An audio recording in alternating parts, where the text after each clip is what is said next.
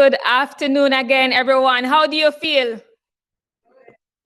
I wasn't expecting the warm, but I guess you're warm and ready to listen to the lecture this afternoon. Thank you very much for your patience. And we would like to welcome you all to this evening's ceremony. So it is a privilege to stand here today to welcome you all to the inaugural Patricia Thompson Memorial Lecture and Scholarship Ceremony. She was a giant, not only here in Jamaica, but wherever she went and however her fingers would click and send emails. She was a pioneer for nutrition, the first to do many things because of her braveness and wisdom. She was a woman of excellence, encouraged purpose, and pushes you past your limit. She believed in excellence and education. So no wonder the University of Technology Jamaica and the Jamaican Island Nutrition Network, of which she's the founder, join in having this memorial lecture and scholarship ceremony here today. Ladies and gentlemen, we crave your indulgence as we award the recipients in honor of what Mrs. Patricia Thompson stands for. May you leave here with an increased knowledge on strategies to combat child malnutrition through school nutrition policies. May we gain some strong advocates to campaign the cause like Mrs. Patricia did. School nutrition was dear to her. It was very dear to her heart, which is one of the reasons why she started the Jamaica Island Nutrition Network with community involvement building, school meal standards, education and training, and infrastructure audits and tools as some of the hallmark of the services. Welcome to this evening's ceremony.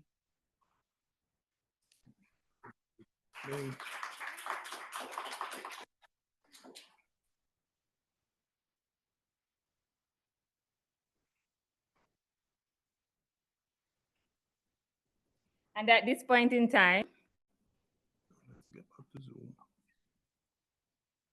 Oh, it's all touch screen. Find it.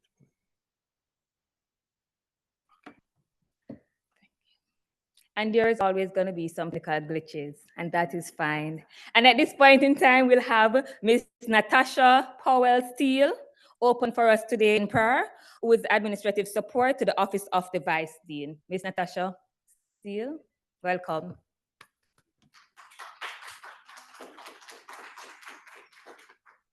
Good afternoon, everyone. Can we just bow our heads in prayer? Lord, we thank you for this afternoon. We thank you for allowing us to be gathered together today as one. I pray, Lord, for the proceedings of this afternoon. We thank you for all the awardees for the scholarships. We thank you, God, for your provision, Lord Jesus, towards us. We ask that you just continue to be with us. Have your way, even now, we pray in Jesus' name. Amen. Amen. Thank you very much. And might I add that your moderator is yours truly, Dr. Tamika Stevenson Harris. I hadn't introduced myself earlier on. But at this point in time, I'm going to ask Professor Adela Campbell, who is the Dean of College of Health Science, to come and greet us today, this evening.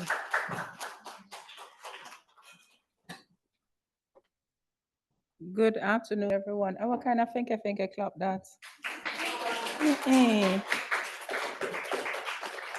Madam Moderator, Dr. Tamika Stevenson Harris, our guest speaker, Dr. Suzanne Soares Wynter, Mr. Noel Thompson, husband of the late Patricia Thompson, and other relatives who may be in the audience, our Vice Dean of College of Health Sciences, Dr. Vanessa Whiteborough, distinguished and specially invited guests, colleagues, future scholars, students, and our UTech family to include Mr. Williams and our communication team.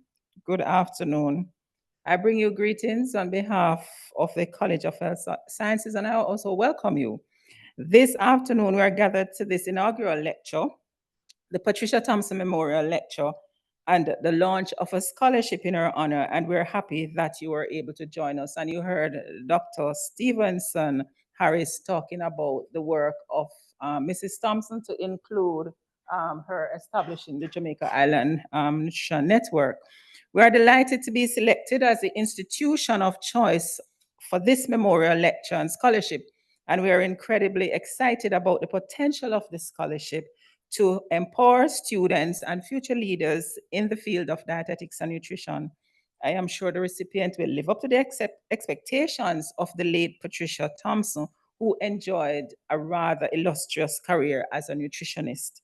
These scholarships are designed to support students in their pursuit of a career in dietetics and nutrition, and I have no doubt that they will make good use of this support.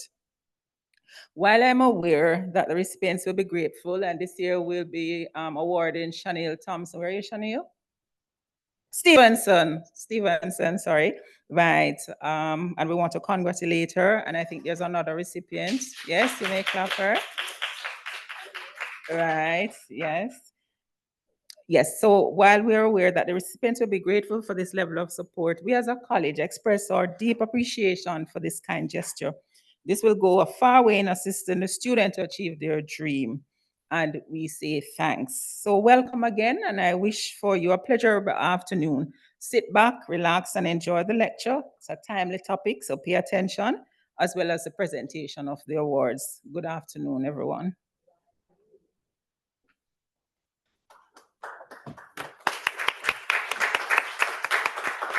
Thank you, Professor Adela Campbell. I'm certain you all feel now warmly welcomed, right? Okay, at this point in time, I'm going to ask Dr. Vanessa White to come and introduce this evening's guest speaker to us. Dr. White. You can always tell when somebody has known me for a long time. They still call me Vanessa White. Good. Yeah, she's a past student of the year. Pleasant, warm good afternoon, one and all. And I join the dean in welcome you all to the University of Technology, Jamaica. Sorry for the very, very late start.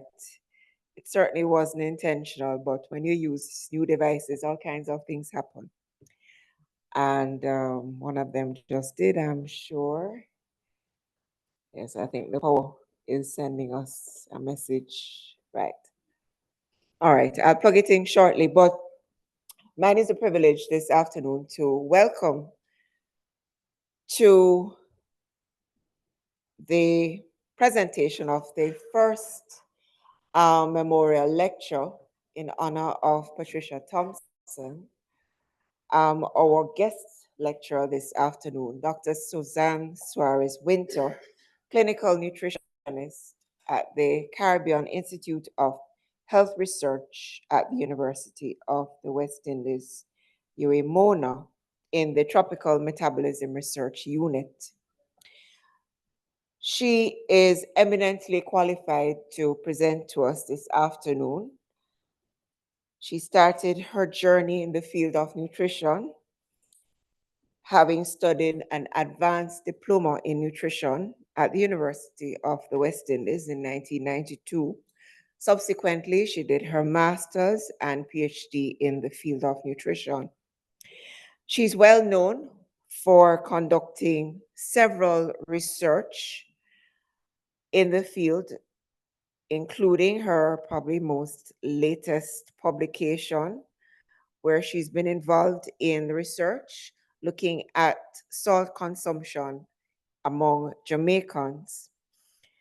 She has also done extensive research and advocacy in the field of child nutrition, and especially with respect to nutrition policies. And so she is intimately involved in the work that has been done with the development of school nutrition in Jamaica. And since this was one of the areas of passion for Mrs. Thompson, we identified that given her extensive work to support the development of the school nutrition policy, she would be one of the most ideal persons to do this inaugural lecture for us.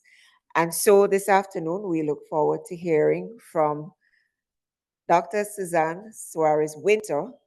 I know she has a very long curriculum vitae. And given that we are off to a late start, I'm sure you will hear coming out of her presentation some of the background work that she has done in the field of nutrition over the years, and of course her associations with Patricia Thompson. And so at this time, I hand over to Madam Presenter.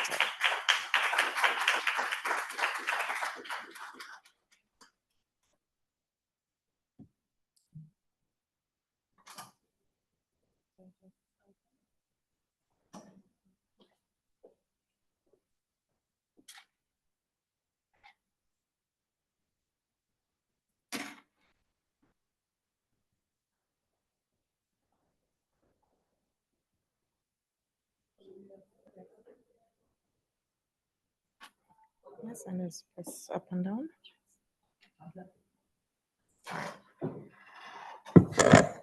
Okay, afternoon, everyone. I know you might be a little warm, but don't think about it.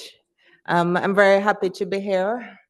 It's not often that I come over to UTech, and I will admit that I get lost every time, just because so many changes are here. But it's always nice to see familiar faces, some long ago faces. Vanessa, you could have left off the date, but I have some of my colleagues from my classmates, and I'm not going to call them out, but I do have some classmates who were on that journey with me. And it's very nice to see some of my former students here. But thank you very much for inviting me here to speak today. And the person who we are honoring, Pat, I call her Pat or Mrs. Thompson, depending on which area we were in. There's no way that I could have not agreed to do this. So I'll start.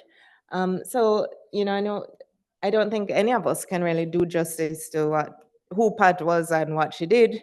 But yes, coming from, Tropical Metabolism Research Unit where I was, Pat was among our first students in that course when nutrition just started, when they just started a MSc Nutrition in Jamaica.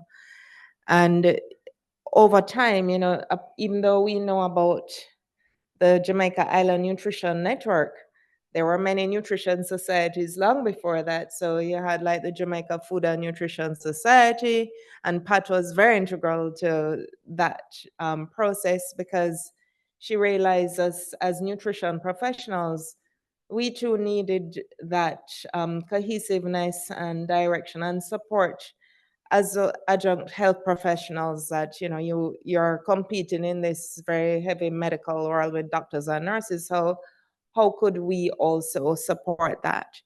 And yes, she helped to not just found but also support just nutrition professionals, the whole concept of nutrition societies in Jamaica and across the Caribbean. And she also extended beyond regional, so she was actively involved in like the Academy of Nutrition and Dietetics and its international affiliate. Now, just to go into some of our talk and just to give you a background on why we're even looking at school nutrition and health in the region. And even though you might hear me flipping between Jamaica and the region, but it's nearly the same right across the board. And there are a lot of risks to our food supply generally.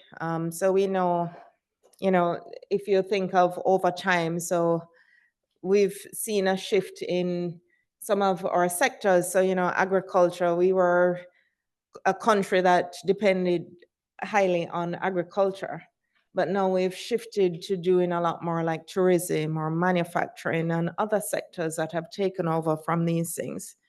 Everybody's concerned about climate. I know we're all sweltering in here, but it's much hotter out there, and we're hearing things like Sahara dust and all these other issues. We see floods going off in places that weren't even accustomed to rain and flooding. So climate is obviously an issue, and we understand that, just the increases in temperature are leading to that reduction in crop yields for crops that we are highly dependent on. So corn, winter wheat, spring wheat, soybean, and rice. And it will impact the kind of foods and the availability and the amount of foods that we will have available. We also have the issue where, because of those changes, we are much more reliant on imported foods. And Jamaica may not be so bad because we still have a lot of manufacturing that takes place here. But when you look at some of the other islands in the Caribbean, they're heavily reliant on imported foods. And so there is an increased threat to food security. And both global projections, and I mean, it will impact us, is that, yes, this still places us at risk of childhood malnutrition. Not that I want to remind you of things, but we have the COVID pandemic that all of us will remember. And if you don't remember, it is because you've purposely tried to block it out, and that might be a good thing. But it was a particular challenging time for many Jamaicans. There was a study that said, yes, a study done right here at UTech, the Caribbean COVID-19 Food Security and Livelihoods Impact Survey, that 70% of Jamaicans at the time went the entire day either without eating. A third of them may have skipped meals. Many of them may have had to dig into their savings in order to just pay for food. And so when we think of food insecurity, I don't want you to think of food insecurity as being, that complete starvation mode. A lot of people even now are suffering from food insecurity. Employed persons, particularly, especially those who may be challenged in getting full-time jobs, or who, even though they have a part-time job, the income is not enough to provide them with meals on a regular basis. So you can have food insecurity that is moderate to severe.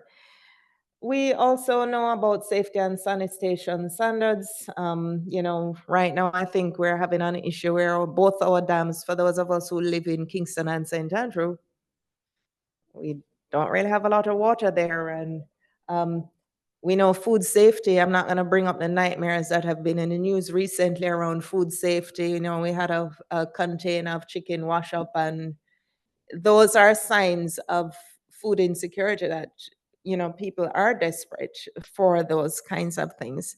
And, these are the things that can create a downward spiral. And it's affecting everybody. So everybody's kind of making a step down, but for those who are already disproportionately affected, it must be even more challenging. So overall for us, we're seeing a lot of information that just says there's an urgent need for healthy food policies, whether it is for the kind of products that we have available, or food standards, and policies such as what we're going to be discussing here today. And just to state that, when we think of severe malnutrition and we think of marasmus and kwashiorkor, those severe cases that we might have seen, prior to the 70s, those have actually decreased considerably. But we still having pockets of undernutrition, especially among, like adolescent boys, especially. And so undernutrition, we still have that risk of stunting and wasting. So it does remain a problem. But we've kind of shifted to the other side now, where more are overweight or at risk of obesity. And so you have even the concept of NCDs and the risk of NCDs, and there are many NCDs: hypertension, diabetes, many of the cancers, there are functional issues, sleep apnea, that will create an issue. A recent survey actually said that quite a large proportion of populations are actually hungry. And you have what is called hidden hunger. So even though we might be talking about overweight and obesity, hidden hunger is when you're actually suffering from a micronutrient deficiency. So even though you might look like you're very well nourished or overnourished, we still have high levels of like iron deficiency, anemia, vitamin A. I mean, we live in a country with sun. We shouldn't have issues around vitamin D. And these things, these are risks that can lead to stunted growth, poor cognition, and weakened immune system. Can I just shift?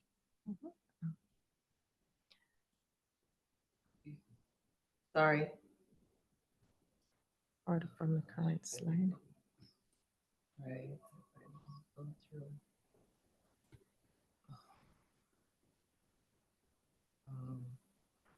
Oops. I'm sorry. Trying Let to me- get it back on for the persons who are online. Oh, okay. let me see. No, don't stop sharing. Hmm? Don't stop sharing because it will. Mhm. Right. So yes, at Tropical Metabolism Research Unit, we actually had a ward for malnourished children, and many of you might be familiar with it. But we actually closed it down in 2017, and that's because we just were not seeing any children coming in with severe malnutrition at all. And I mean, that's a really major success for Jamaica, knowing that we are not seeing that. Maybe when I first started, we used to have maybe 9 to 12 babies on the ward at any one time. So the fact that we're not seeing any, and we haven't seen for years, we ended up closing the ward. But we can't pretend or ignore the possibility that it's very easy for us to revert back to that. Now, what has caused some of the shift towards overnutrition or living with obesity? You'll hear about the nutrition transition where, it's that shift from traditional diets, minimally processed, unprocessed foods, natural whole foods, which is what you kind of see at the top, to where you're adding not just culinary ingredients, but maybe even too many culinary ingredients. So if you think of even something like salt, back in the day, we only had regular table salt and maybe some sea salt. Now you have Himalayan salt, kosher salt, pink salt, all these various types of salt. Much less you have MSG, and if you go in a supermarket aisle, you see a lot of seasonings and sauces that are also high in salt. And how we cook in our cultural traditions means that you're adding multiple sources. So even though we have processed foods that are not as, those are still how we cook, and those are what the things that make food taste good. Maybe we're still using too much of those culinary ingredients at that level. And then there's the bottom level, the ultra processed foods, and this is where a lot of the dangers are, because this is those foods that probably many of them don't even resemble their original food. So you have blue drinks, and you have like meats that you have corned beef and spam and sausages that have all kinds of colors, so you can't even recognize what they are. You have sweets abound and juices abound, and fast food restaurants are all over. And particularly, if anybody knows what somewhere, we are both UTEC and UE. When you think even 30 years ago, we didn't have much choice in Ligani, and now there's just so much. Sometimes you can't even get into it because there's just so many places. Even in our retail space, so within supermarkets, so this is now the prepackaged foods. And we can see this was a study that looked at just a share of products within our retail space. So this is prepackaged foods, so not including like fresh produce. And you can see at the bottom, beverages make up the largest share of categories, and then candies and desserts and snack foods, and even sauces and spreads. So you can see that it's a large number of products that are not necessarily nutritious or contributing to a healthy diet. And if you look at the breakdown of beverages on the right, this is a study that there are studies in other countries, similar studies replicated in other countries. And some of the data in other countries didn't even have syrups. So we have a lot of commercial syrups that are available retail. So if you go in, you can get syrups of any flavor or color. And then a lot of juice drinks. And you will know that juice drinks, many of them don't really even have a lot of actual juice in it. And so, what we realize is that even if you really wanted to eat healthy, it's actually very hard to do so in a retail setting. When we looked at the nutrient composition, the majority of them have high levels, or what they call harmful levels, of either salts, sugars, or unhealthy fats. And there is pervasive marketing of these, some of these products.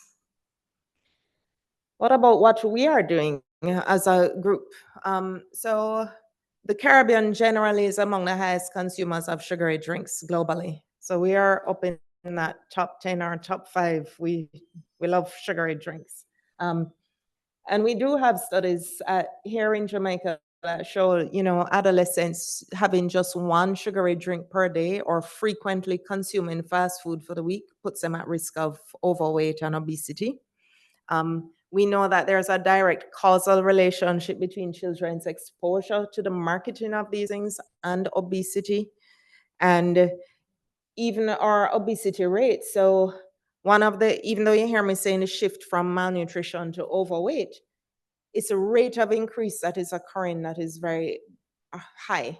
So for young boys especially, they have doubled. Their rate of increase to becoming an overweight group is double what you will see in girls. And yes, I don't need to explain to you about like the pervasive marketing, because if you look on TV, any time of day, radio, if you look in the digital space, if you go on any of the social media, a lot of pervasive marketing around these unhealthy products. So how do we therefore break this cycle of malnutrition?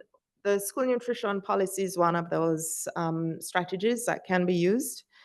And it really is targeting that, it's really 5 to 18, because 18 is still a child and we still have children in school up until that age. They benefit.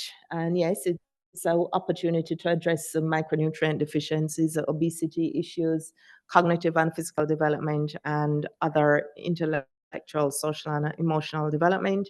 We know that school nutrition policies definitely have improvements in levels of hunger, even poverty and absenteeism, which is a problem.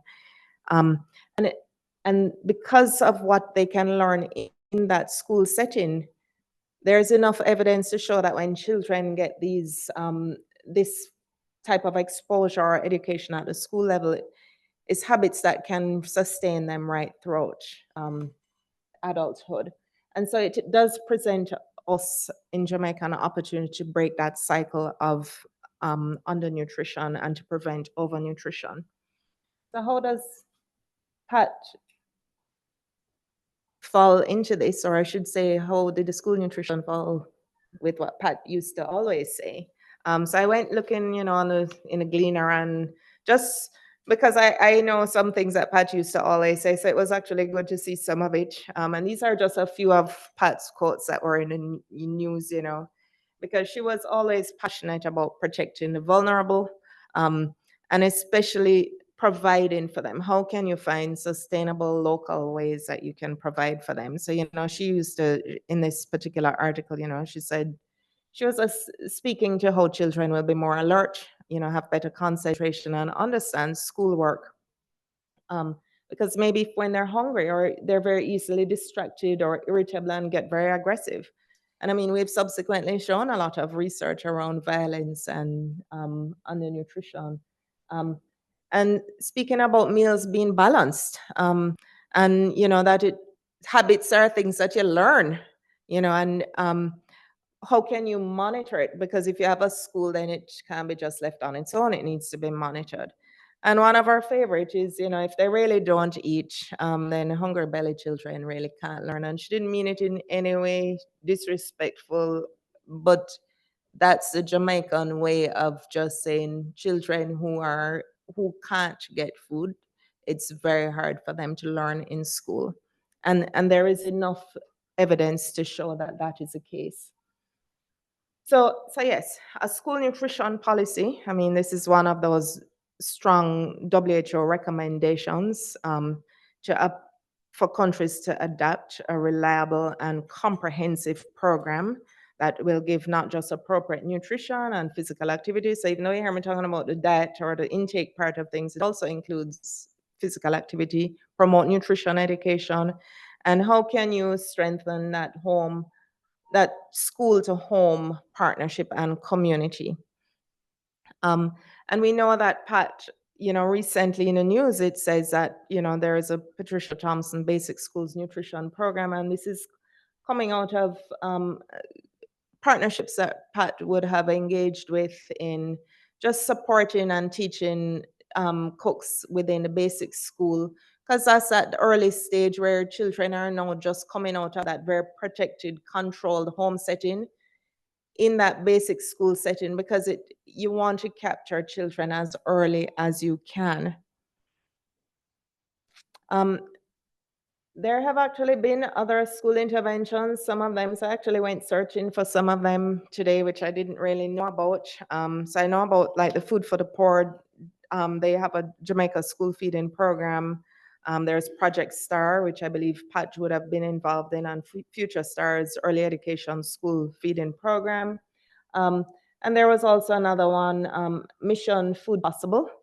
And many of these, they're very small scale, so not a lot of research evidence around them, but the efforts really included either providing foods or training for staff and education. And yes, some of the methodology isn't very clear, so it's hard to kind of know how to replicate some of them. But, and there was anecdotal evidence in terms of just reducing the financial burden or even improving attendance for the schools and children that participated. Now in Jamaica, at a more national level, we may have all heard about our, national school meal, or we used to call it a school feeding program. And it's actually based on the government pages with the Ministry of Education. It's actually the oldest and largest component of the government social protection programs. It actually says since 1939. I didn't realize that it was coming from back then. And there are several components. So it's primarily like a cooked lunch component, and then a snacks, which is what we call like the Nutribun or the Nutribullo. And then more recently, they've introduced like a breakfast component for especially some underperforming schools. But it really is to cover all the early childhood and secondary schools island-wide. And it is a partnership that involves Nutrition Products Limited. Now, you may also hear like with the PATH program. So that is really a nutritional subsidy and the breakfast component. And it has several objectives about education, really providing a social and nutrition net. And it really is there to help to mitigate obesity and, reduce hunger. And it has several components about how they engage either farmers or private sector, and families may help to pay for some of the meals. And this is just an idea of like the number of children who are supported in the program, and how whether they receive food relative to who is enrolled or not enrolled in a school. And I think most of us have some understanding of this.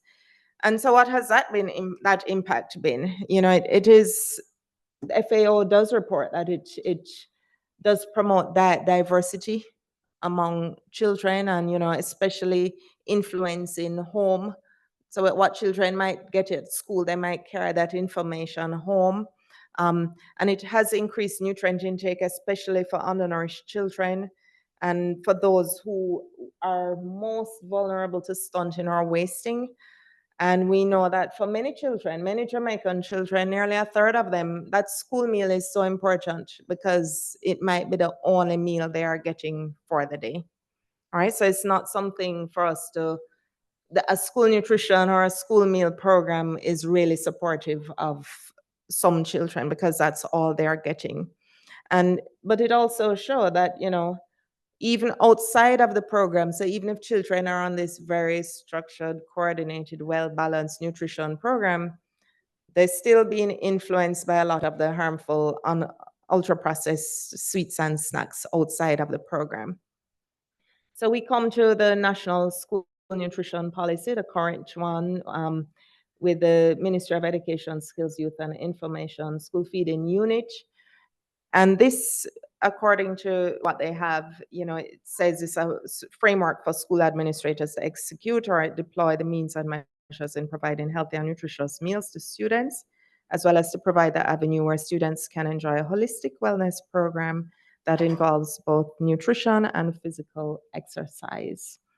A mouthful, but that's only a snippet of what the policy is actually trying to do. And why is this important to us? Children spend a big chunk of their awake time in the school setting. Even now for summer holidays, many of them are still spending that time in school. As I said, it can support up to a third of a child's daily intake. It might be the only meal. And because we have that challenge of both undernutrition and overnutrition, it can be for both sides. And the school environment, because we can kind of control it, then it can significantly shape the food quality or children's exposure access to these foods. And we know that we have linkages to other policies. So I'm not going to speak about it today, but we have other policies like our food labeling standard that will help to put this in place. But the whole idea is to try and make sure we have healthy, nourished children because they grow and learn better. I'm not going to go through all the components, but I'm going to invite you to go and find a link on the Ministry of Education webpage and look at it because they are always wanting feedback. They want input, they want support. It has various components. Maybe just one part of it is there, but it's something that we need to engage with.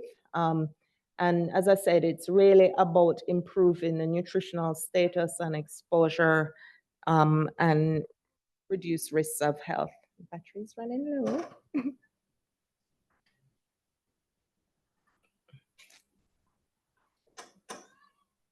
All right, so I'll just go through some of the components. So we know that it can, shape food quality, their exposure or access to foods, whether healthy or unhealthy.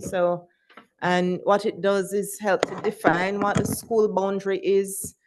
So how far outside of the school, so it's not just within the school walls, understanding what is outside, just outside, because, we have a lot of activities like street vendors or marketing and activities, and it's not just speaking to the food, it's speaking to things like safety and security, so sidewalks, access to bus stops, lighting, entrances to schools, who comes in and out. And in recent, I think a couple of years ago, we had an incident where a street vendor somehow got to school children and gave them sweets that were tainted. So the policy has several aspects to it to try and control those things. And it follows evidence-based guidelines and standards. And the whole idea is to mandate higher standards generally for the school meal. So for our setting, we want to emphasize fruits and vegetables because we are somehow a population that does not like to eat fruits and vegetables. Limiting sugary drinks, ultra-processed foods, and really reducing what we call the nutrients of concern, salts, sugars, unhealthy fats, and increasing fiber and vitamins. And yes, education.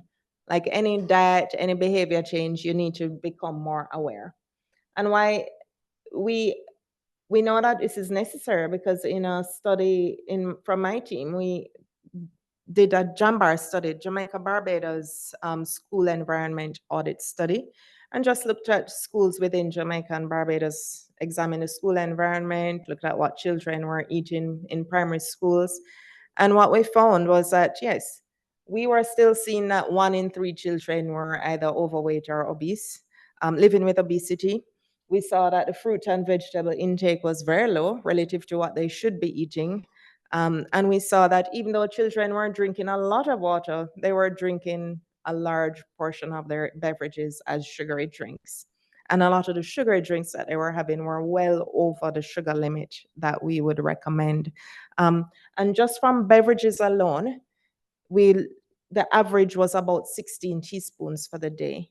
And if you think that the daily limit for children is really 6 teaspoons, so that's 16 teaspoons just from beverages. It didn't account for beverages in porridge, bread, any other products, any sugar added to foods, all right?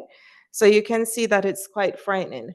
And then when we looked at this, what was available in and around schools, so the blue kind of represents, it's very hard to see it, but like you have the canteen and then like the tuck shop, and the blue represents those foods that are either recommended. So like cooked meals, rice, chicken, vegetables, those kinds of things. And then we have what are called mixed quality. Mixed quality would be like how, Jamaicans make soup. Even though we put yam and banana and those things, we might still add some like bouillon cubes or pack soup. So we bring up back the salt, or we do the same thing. We have fresh fruit juice, but we add sugar. So that's what we call the mixed quality. And then the red now is just like the ultra processed snacks and foods. All right, so prepackaged things that have high levels of nutrients of concern. So it's very important that the school food service environment is defined, who is involved in it, looking at other features of it. So, the school nutrition policy does speak to like school gardens. So while the rural schools can have a nice fancy school garden where they have chickens and they contribute peas and corn to the school meal, some of our urban schools, we have a little plot, but it's not that the children can't use, because they can grow peas out of a bottle and still learn. And you can bring produce for them to even just taste it and smell it. And it doesn't have to be food, animals. It's amazing how persons who live in urban settings have never not only been close enough to even a chicken or, tasted fruits beyond a banana and an orange, right? So it's that opportunity. And so it's also health promotion. So you will see a lot of health promotion, promoting water, because, one of the things with health is that health is never viewed as being sexy to promote it. Everything else is there, but we don't make health, when you look at health promotion, it can sometimes be very bland, do this, do that. But maybe we need to start thinking, how do you make people want to drink water or have fruit and eat like locally relevant food? So, because there might be a stigma against things like our yam and green banana and breadfruit as poor people food, or bulgur. Those things that even the bulla that they have is actually nutritionally balanced. And many of us used to eat it and we did quite fine. So it's to remove some of those stigmas around those foods. And so the nutrition policy actually goes into how much the kind of meals, how much calories, the protein, macronutrient balance, and just what the recommendation should be. And it stresses a variety just to ensure that children have that meal diversity and, based on their age and category. I want to kind of touch on education, and I did a little more on this because this is really what Pat kind of stressed quite a lot on, the education, not just for the consumer, but maybe for the persons who are teaching and for students, because this is where at every level, this is how we make informed food choices. And, this is how we can promote behavior change. Because the first step to behavior change is that you need to be aware that there's a problem. So you have to learn what to do and how to do it in order to make that shift.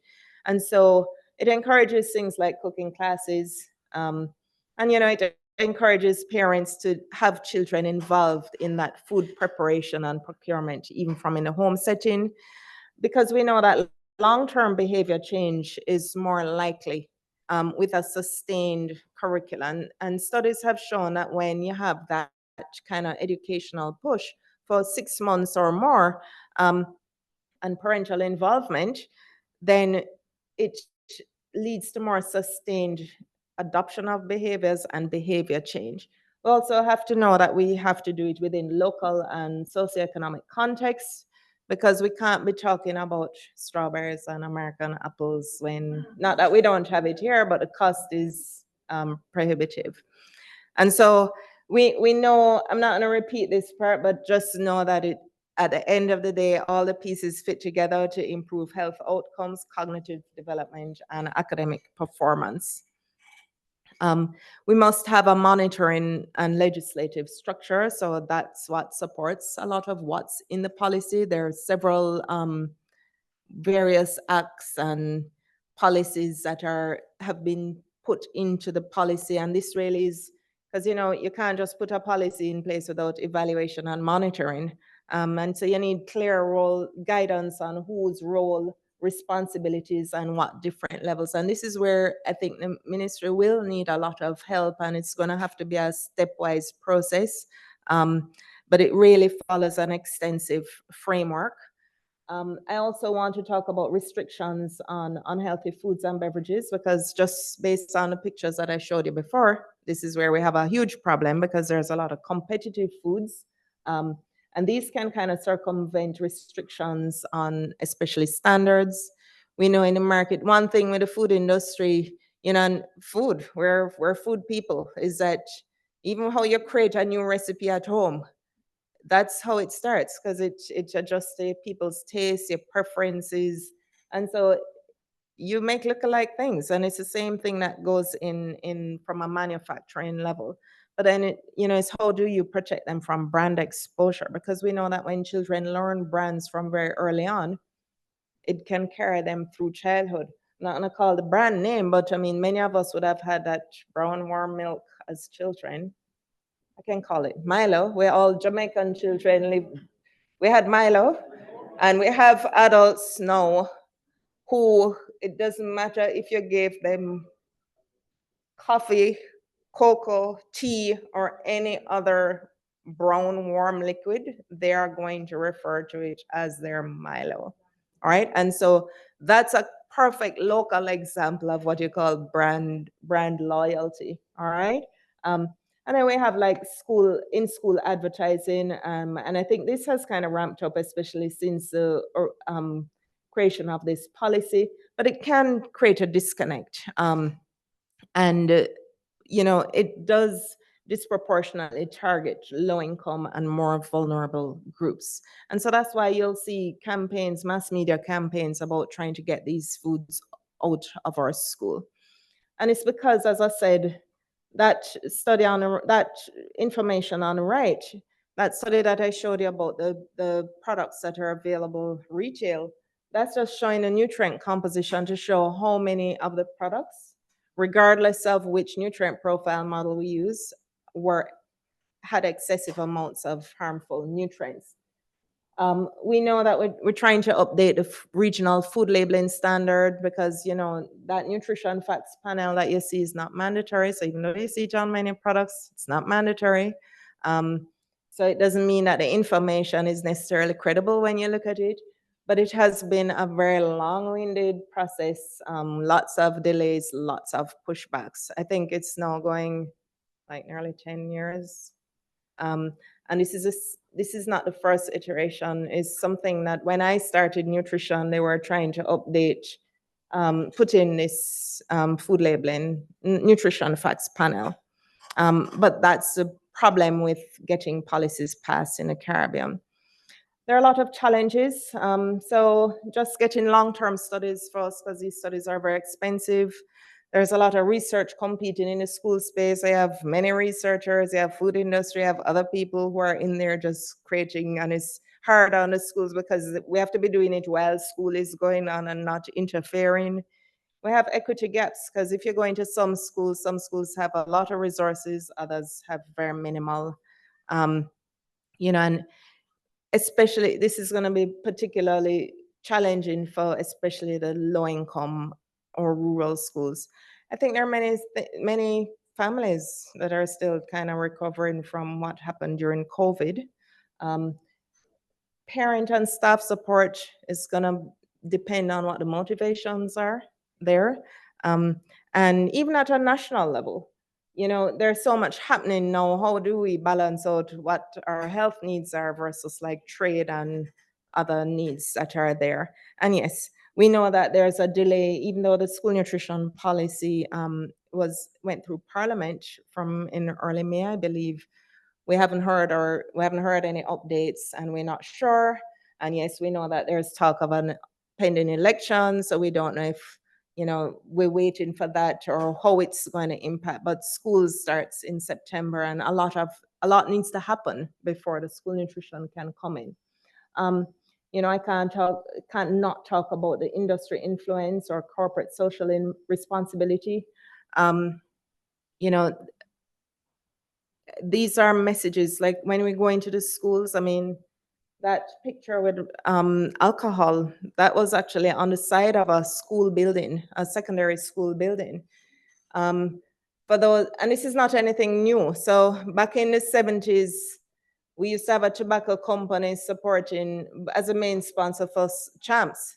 So you would have had young children walking around with cigarette T-shirts, you know, and during COVID, we had a lot of alcohol companies giving sanitation. So we had a lot of alcohol pictures in schools, but we really have to think that, well, if children are exposed to that from so early, it normalizes what it is, and it will make them, you know, understand. And so it does speak to a huge conflict of interest. And sometimes you have to balance, well, if the money is there, but, you know, if you get children hooked on these things from so early, and while we might think that, well, a sugary drink may not be so bad, but it's the same way that, do you want your 7-year-old exposed to tobacco or alcohol or guns? You know, in the same way, we have a lot of movie, we have a lot of porn. And I always ask parents, I say, would you be comfortable with your child walking around advertising porn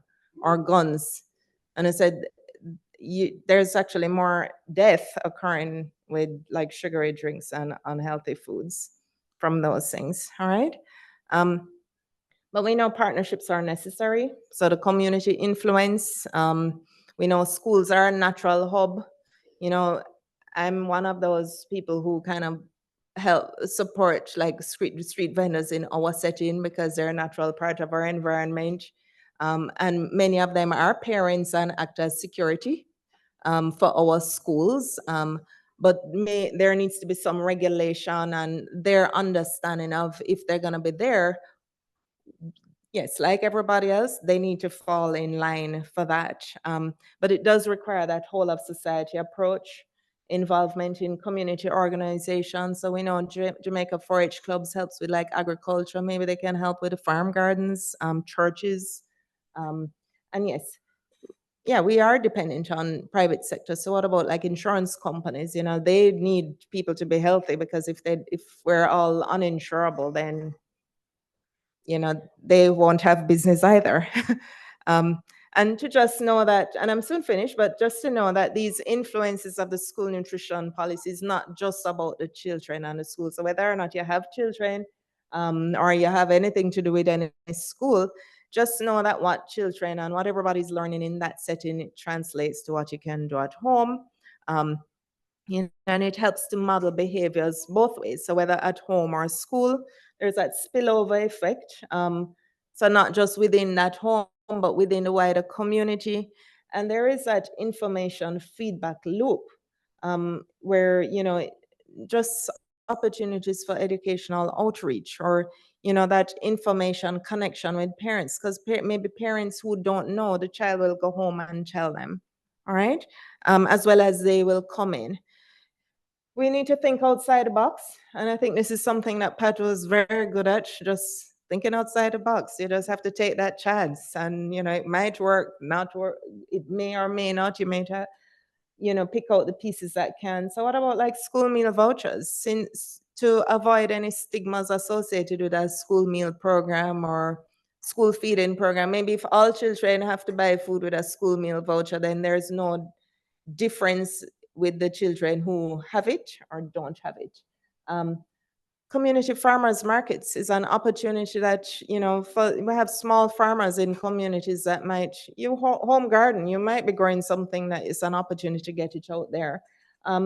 And yes, I think since COVID, we know that there may need to be an expansion of the social welfare program and the criteria, because there may be a lot of children who are falling within that crack. So as I said, it's not in process now, but we're trying to get things going, and this is where you come in. And we do have like the interim beverage guidelines on Jamaica Moves in Schools. Not sure what the status is there, but it's to get it there. It does require that cumulative, multi-sector, multi-level support, because we know our children are at risk. And it does need commitment at all levels, not just government and stakeholder, but parents, community, and private sector for it to be successfully implemented. And yes, just to close off that, yes, it's National School Nutrition. You know, it's really there to secure safe and nutritious food for children. And we do have to make it a priority, because that's for the next generation. All right, so thank you very much. I believe that's it. And I have some references here.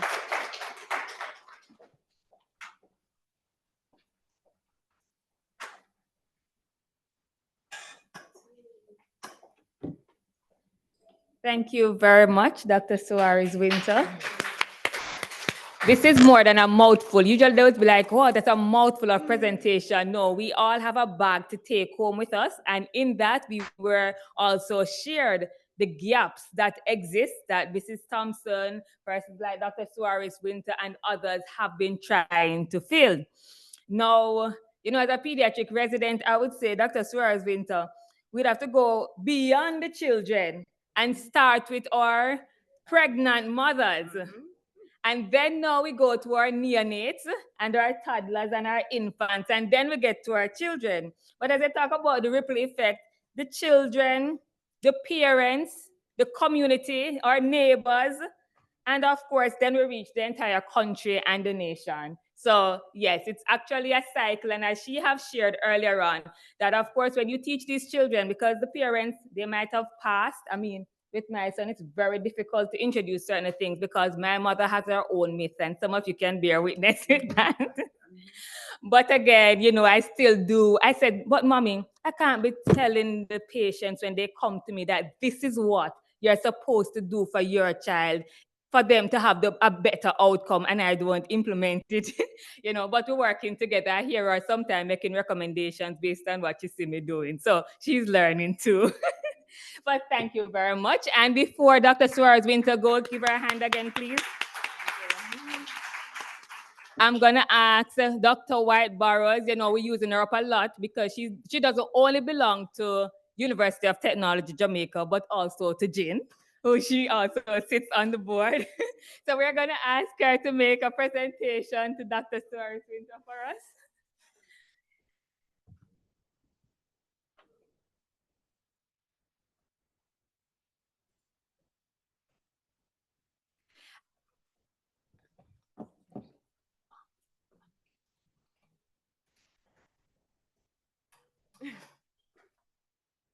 Dr. Soares Wynter, thank you so much for your presentation.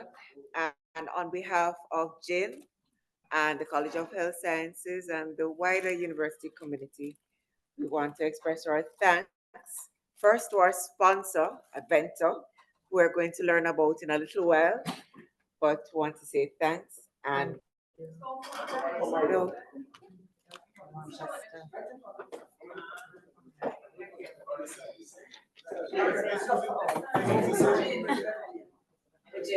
Yeah. Thank you.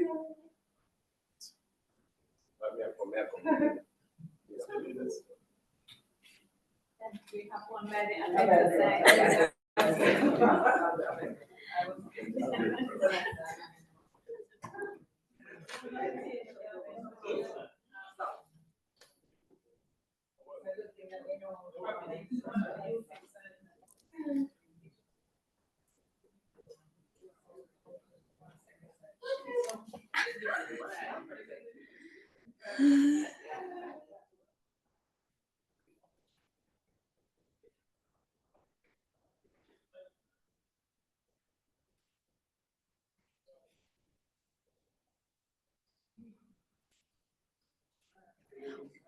Wonderful. Have we gotten a picture now in front of all the signs? Okay, wonderful. You know, they would say, if you didn't write it, it didn't happen. If you didn't take a picture or record it, then this first inaugural would have never happened. So we have to get it right. So, of course, without any further ado, I must acknowledge Mrs. Sharon Alexander, who is one of the representatives of Aventa here today, who has helped to make this evening a success in terms of sponsorship. She was just ready, very helpful, and you know it, you can call on her. And thank you very much. And at this point in time, her colleague will be hearing from Adventa a short clip, and Miss Amoy Rickman, who is the Territory Manager, Health 2000 Canada, distributor by Aventa JA, will be coming to make a presentation. And I want to say, please to listen carefully. She will be asking some questions. We have some lovely baskets there. We don't know where she'll be taking it from, whether it's from the lecture, her presentation, but be aware that we want you to tune in so you can go home or have a chance of winning one of those baskets. We don't want them to take it back home, so please listen carefully. Miss Rickman? First, we'll hear from the CEO of Aventa. I hope it will work.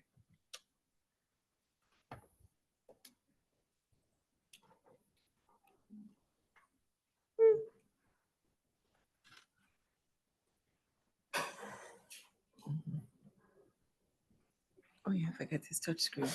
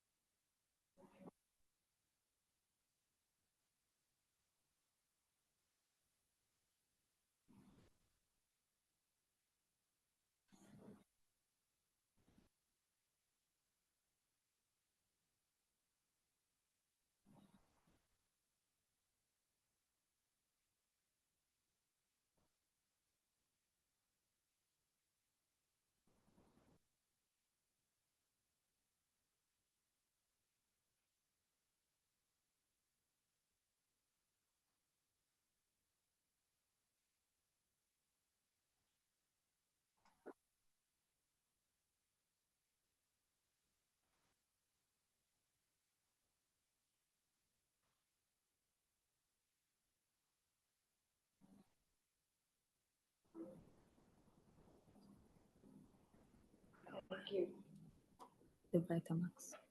Vitamax. Do you want Vitamax as well? Vitamax. Yeah.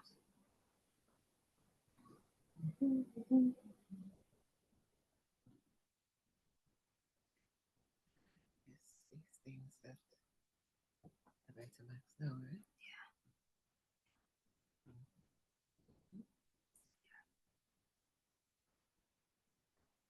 Okay.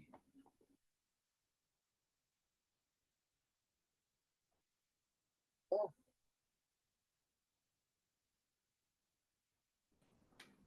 Your turn. Come. Let me set it for next week.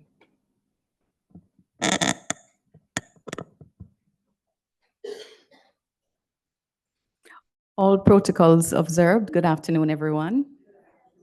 I was, when Dr. Soares Wynter was talking, I was struck by this part when she spoke about the hidden hunger from micronutrient deficiencies, like with vitamin A, iron, and those deficiencies can increase risk of stunted growth, poor cognitive development, and a weakened immune system. That really struck me. And I think as a group from here and for the wider populace on Zoom, and when we publicize it, I'm sure Aventa JA will do some social media blitz on this event, then we can reach more people who understand the importance of proper nutrition for development of our children. And Health 2000 Canada, affectionately known as H2K, will, I'm sure, be able to partner with some of these initiatives, because we too have a strong desire to ensure that our people, including ourselves, are properly have proper nutrition. And we have products that can help with that. And Aventa Jamaica, thank you so much for inviting us. And please listen carefully to the video presentation, as I'll be asking some questions, and maybe you can go home with a few goodies. Thank you so much.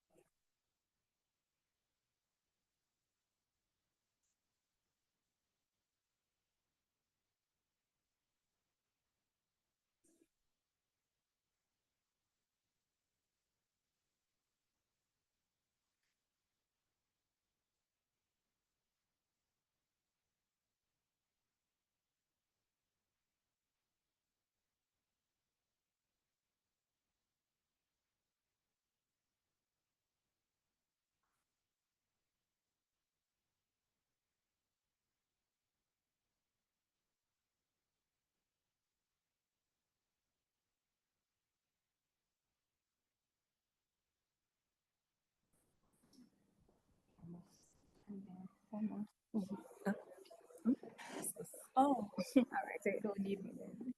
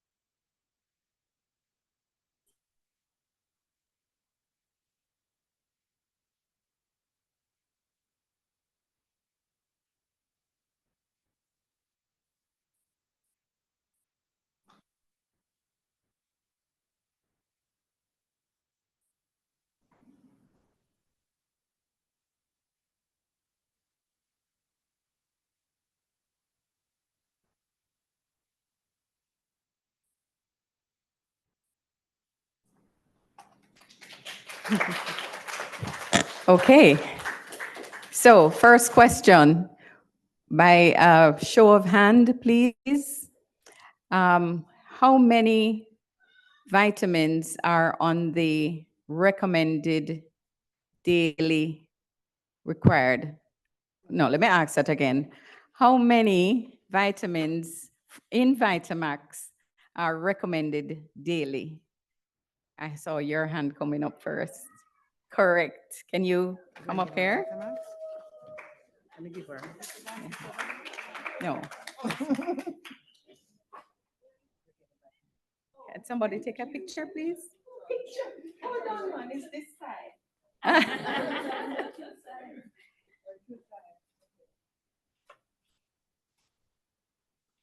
All right. Okay, next question. Which B vitamin produces antibodies for a healthy immune system? If you were listening, you would have heard it. Which B vitamin produces antibodies for a healthy immune system? Only one hand? You went first?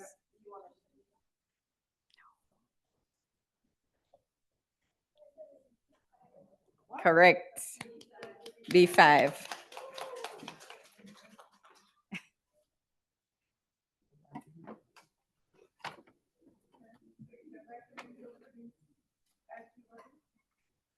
That one specifically. Yeah.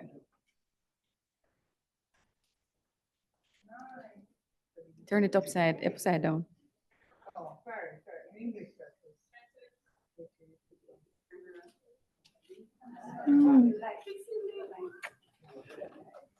Okay, this is a once a day product. So if you're feeling ill, then 10 mils. But if you're fine, 5 mils for adults. Sure. You want to ask a question? All right, I'm going to switch to another product, Bora Total Neem Cream. Can anybody list just 4 ingredients in Bora Total Neem Cream? And of course, no neem. Neem is in the name, so exclude neem. All right? You ready? You ready? Go ahead. Huh? Before you mean.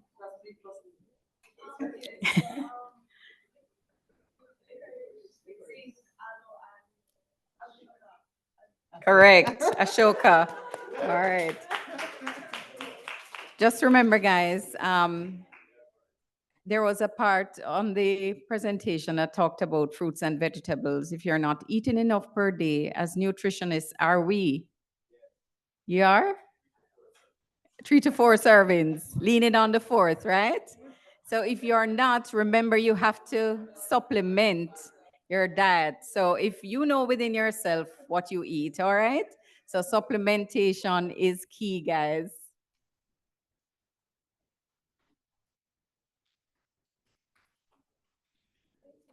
I was remiss before. I didn't introduce my colleague. This is Mardel Lear-Hyatt. She's also a territory manager with Health 2000 Canada. And Sharon, she was introduced before, but she was integral in getting us here today. So if you want us to come back, the whole room needs to be full because then we'll have a big shebang. All right. Thank you so much for inviting us. Oh, we had one more. Okay, all right. Over to you now, Sharon. It's all right, I'll give her one basket. Okay. Yeah, one. Good afternoon, my colleagues. And I proudly say my colleagues because nutrition is at heart. I am so honored and proud to be a part of this event in honor of my dear friend, Auntie Pat.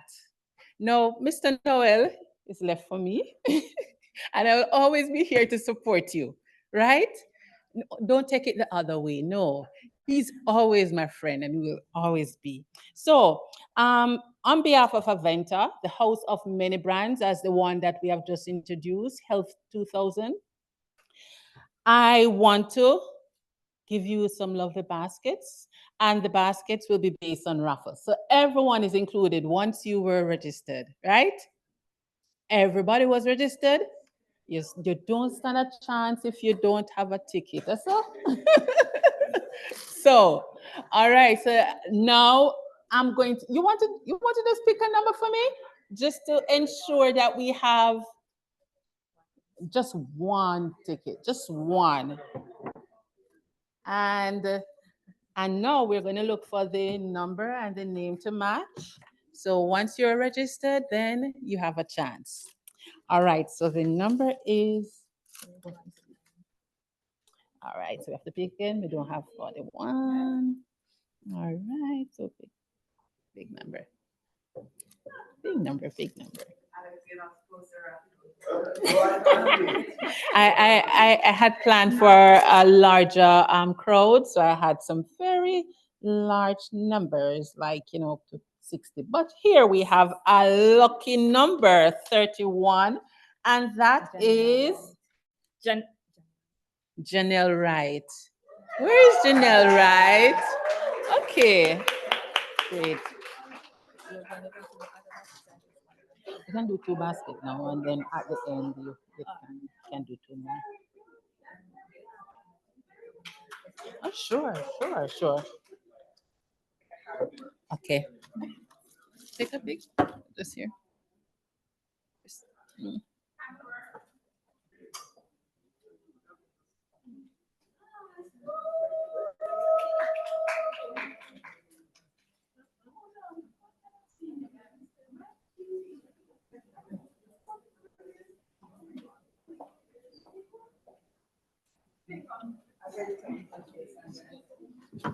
All right, so the next giveaway will be by Dr. Harris, right? She'll be asking a question, and then that will be a basket. Okay, this one is very, very easy.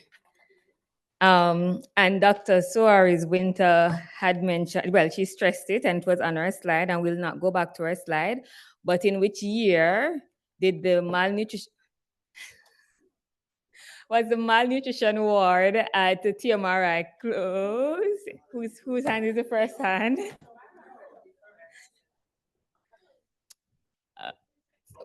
Who said not allowed? Okay, so Professor Adela's hand went up first. Okay, so we're giving somebody else a chance. Anybody saw the second hand that went up?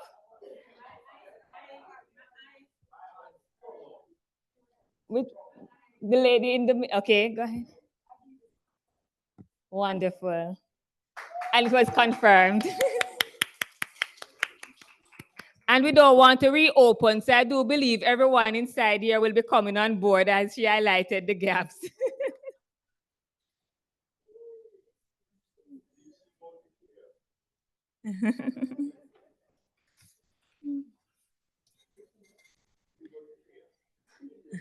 Okay, thank you very much, and thank you for participating. We'll hold the other 2 until later.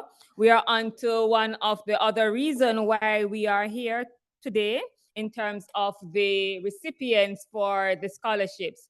Now, before we go any further, I just want to acknowledge Mrs. Nicole Adamson, who is the Chief Executive Officer of Jamaica Island Nutrition Network, who is also the daughter of Mrs. Patricia Thompson. And unfortunately, she's not able to be with us in person, unavoidably. However, she is and is one of the persons to Zoom in first. She's online hearing us. So welcome, Mrs. Adamson. Might I add one of the daughters, huh? Did I say that? Right. Or the eldest. So at this point in time, we'll have the presentation of the first award be done by Mr. Noel Thompson, the director of Jamaica Island Nutrition Network, the husband of Mrs. Patricia Thompson. Please come forward. And he will be making a presentation to Miss Chanel Stevenson. Congratulations, Chanel. Give her a round of applause, please.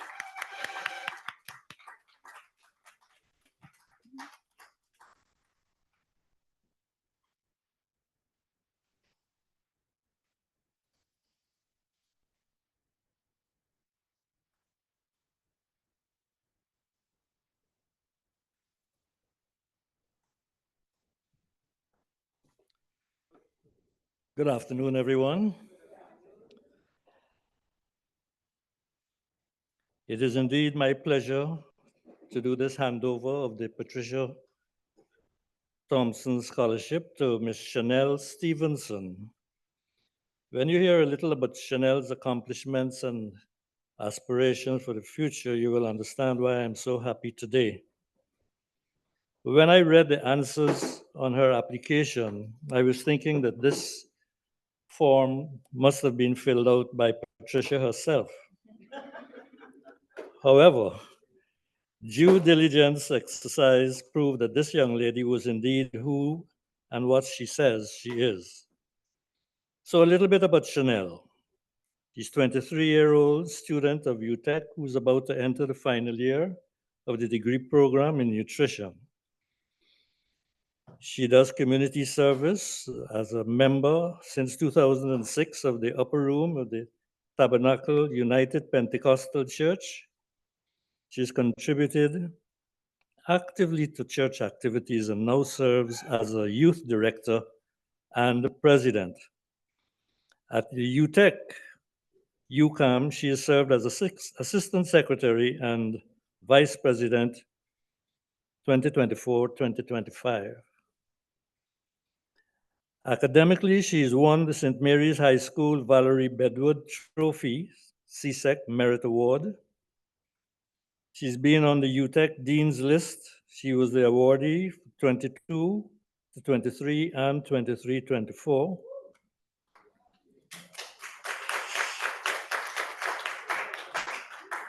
She was a UTEC 65th Anniversary Scholarship Awardee, 2023-2024. And at UTEC, she was the top performing student for general chemistry in 2022-2023. She also has won the Dr. Christine Frey Award for Fundamentals of Nutrition Biochemistry.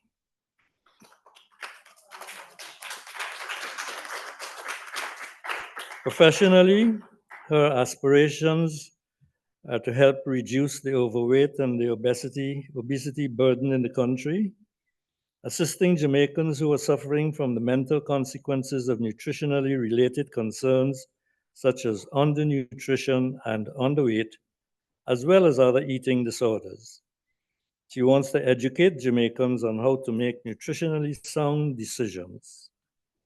She plans to further her education to the Master of Science and Doctor of Philosophy degrees in nutrition.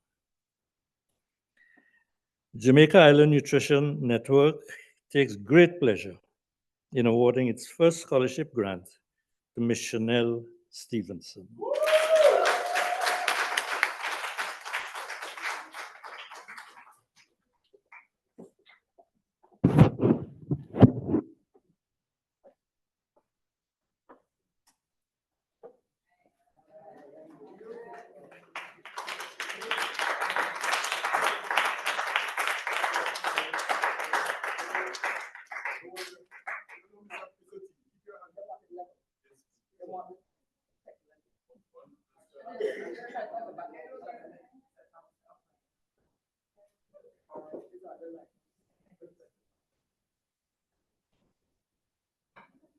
Can't hold the smile much longer. That's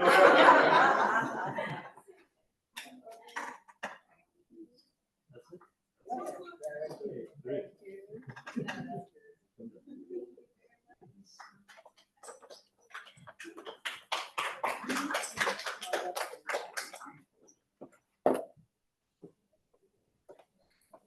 Thank you, Mr. Noel Thompson, and congratulations again, Chanel Stevenson, I'm sorry.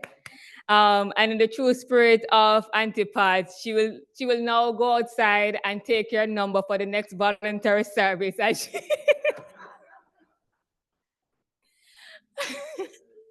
Yes, because she will be excited to know that you are so involved, and she would say, I met someone today, Tamika, who is very eager to learn. Okay. So at this point in time, we'll have another award, another recipient being acknowledged and awarded today. And this is for the Beverly Elaine Reed Michael Memorial Scholarship, a full scholarship for a first-year student by the name of Miss Ariel Ferguson. This is a first-year student of dietetics and nutrition, full tuition for the duration of her time at the institution. And we're going to invite Miss Camille Michael Patterson, who is the daughter of Mrs. Beverly Elaine Reed Michael, to come and make this presentation to Miss Ferguson. Please come forward.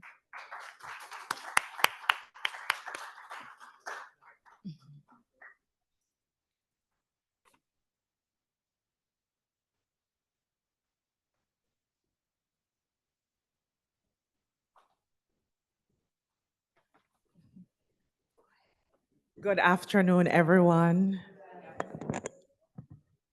Is that Reverend June? Hello. Colleagues, all, and I say colleagues because I'm in the business of education. This afternoon, I hope I have 1 minute. So my mom, Beverly Elaine Reed Michael, she attended CAST when she was expecting me during that period of time. So I'm dating myself.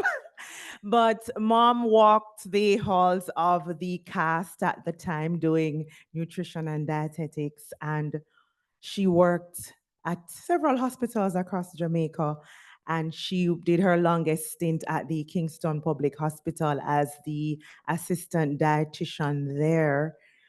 She transitioned to she worked with PAHO, CFNI. She went on to work with the Ministry of Education, doing the National School Feeding Program, and that's where it stopped. On her last day doing some of the test recipes in 2013, she fell ill, took her from Kingston High School to the Kingston Public Hospital, and she transitioned on January 1, 2014. My aunt, who is her youngest sister, Hilma Foster, she lives in Connecticut. She insisted that we have to have something in honor of her little boy, her big sister who grew her. And so she traveled from Connecticut last January to meet with Ms. Maduri here at UTEC to honor a first-year student for either the 2024 or the 2025 school year. As a family, we are pleased to award Ariel Ferguson, and it's so heartening. Ariel is from Mom's Parish in Savannah Lamar. Ariel went to the Mannings as mom did. Ariel's mom works almost next door to where my mom grew up on Rose Street in Savannah Lamar. And so it's an epic event. I'm alone this afternoon as no other family member is here in Jamaica with me. And so I am humbled to be given this opportunity to present to Ariel her first year scholarship for the Burr Memorial Scholarship Fund. I thank you all. I don't know who out there has supported one of our benefit plays that we have had. I don't know, but you know that this world is small. So thank you for your continued support. And Ariel, we are looking forward to the more that will come. The dietitians at KPH are fully on board with all our fundraisers, and we look forward to seeing you through. May God continue to bless you.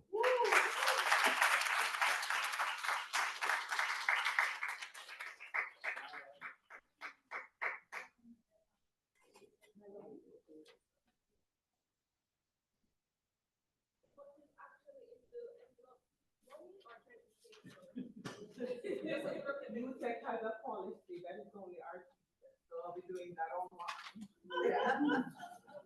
So it's not, it's something, not nothing.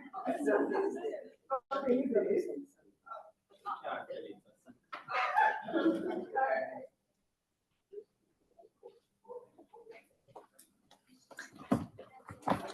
Thank you very much. Please to give Ms. Ferguson a hand. And thank you, Mrs. Michael Patterson. And at this point in time, we have 2 baskets remaining, right? So we have another question for you all. And fill in the blanks. Please look around. From your presentation, Dr. Wynter. So you can assist me in identifying the first person to raise their hand. And the quote was, if they don't eat,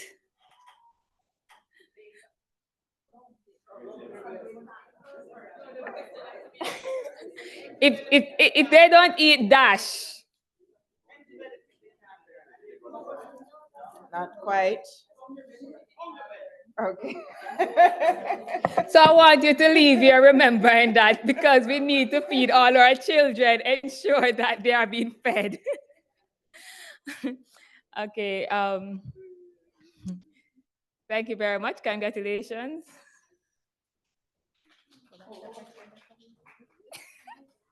We have one more basket, yes. I wasn't sure if my percentage was right. I was going from many. So,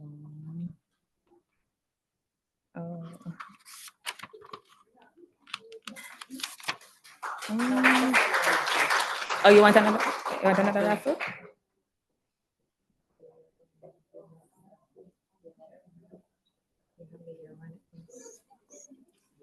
I don't know how to find it. I don't remember if I had, but that's a good question. You can ask if that happens.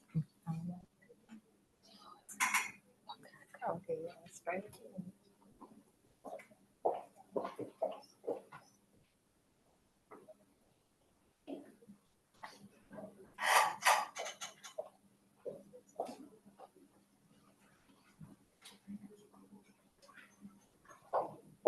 Okay. So at this point in time, before we go to the other basket, I'm going to invite Mr. Noel Thompson to come and give the vote of thanks.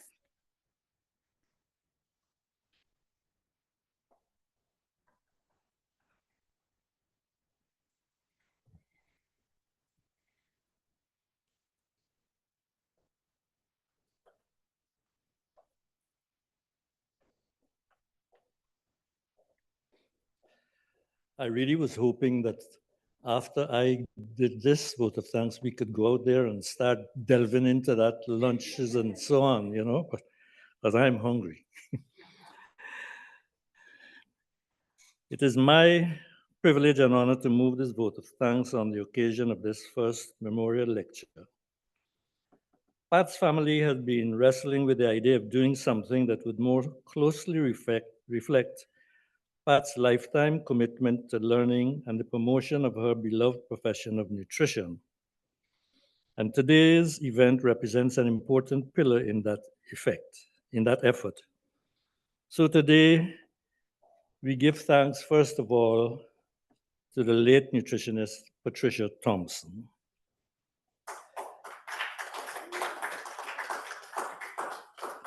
Secondly, we give a big thank you to the organizing team, headed by Nicole Adamson, Patricia's daughter, and others in that team, including Dr.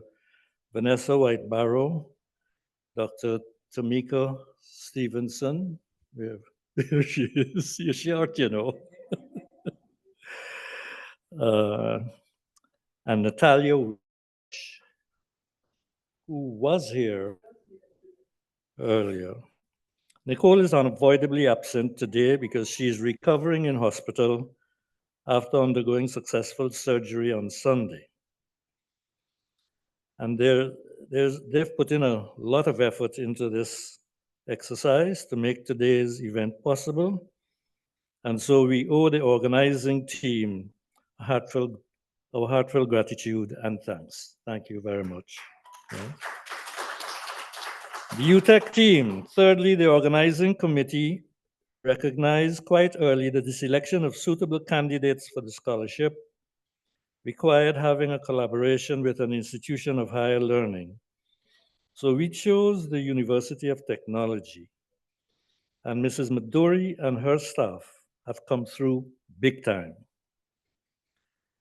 Not only with the identification of suitable candidates for the scholarship and the shortlisting and final selection of our recipient, but also with the provision of the locale for the lecture, and also with the technological support for the venture. The UTEC team, headed by their Dean of the College of Health Sciences, Professor Adele Campbell, we want to say a big thank you, UTEC. Sponsors, present and past. We say a big thank you to all of you who sponsor our annual fundraising efforts. Some are present here today. We thank you. Your support has been directly responsible for the Jamaica Island Nutrition Network being able to give this grant today to Ms. Chanel Stevenson. Of special note is the sponsor of the refreshments today, Aventa Limited, represented here by primarily Sharon Alexander. Our thanks to Aventa and Miss Alexander.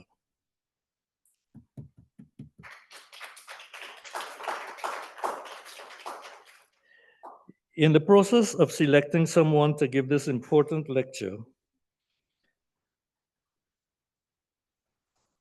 we thought that Dr. Soares Wynter's education, research focus, and participation in domestic and regional studies and advocacy in the areas of childhood obesity and undernutrition fit perfectly with nutritionist Pat Thompson's emphasis on what the nutrition profession in Jamaica and the Caribbean should look like.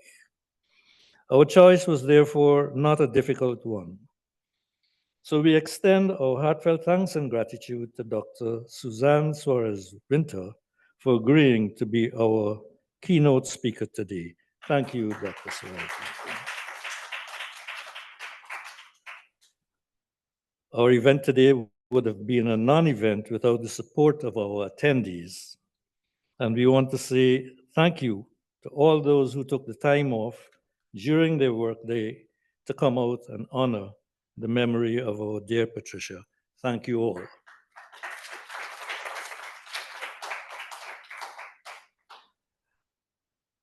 I'm told I have to say this.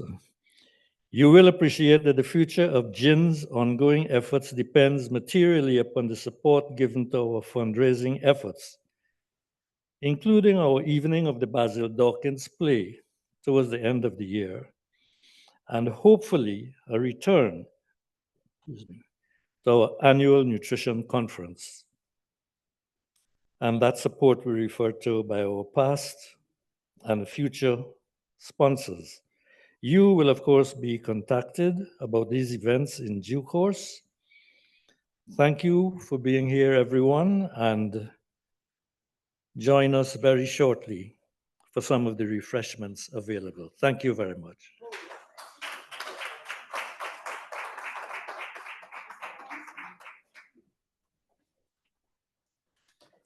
And at this point in time, remember, we only have one basket remaining. Yes, ma'am. And the recipient of this basket via the draw is number 5. Does anybody know who had number 5 or wrote their name at number 5 on registration list? Wow, so you even remember that too? Your memory is good, man. So yes, Mr. Noel Thompson won the well, it was drawn by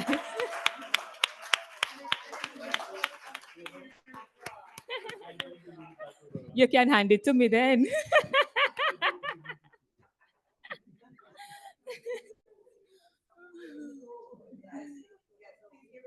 Nicole, you're hearing us online. A basket will be coming your way.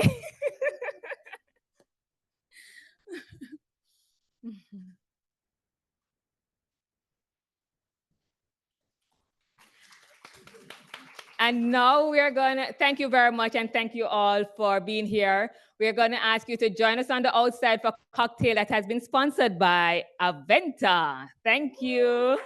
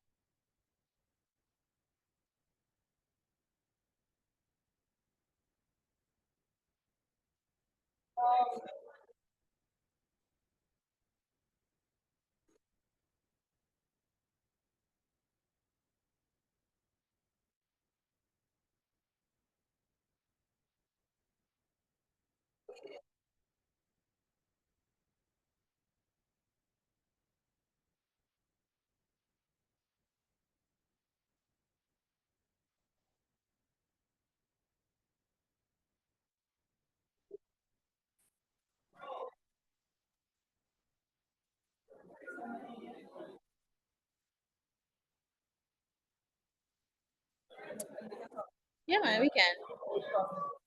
Oh.